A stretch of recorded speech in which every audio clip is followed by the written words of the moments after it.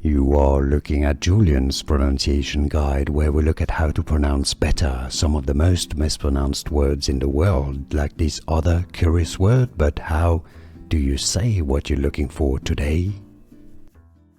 French pronunciation. In France, it is said as d'Iberville. D'Iberville.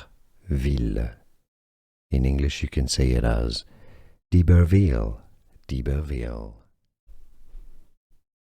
French pronunciation. In France, it is said as d'Iberville. D'Iberville. In English, you can say it as d'Iberville.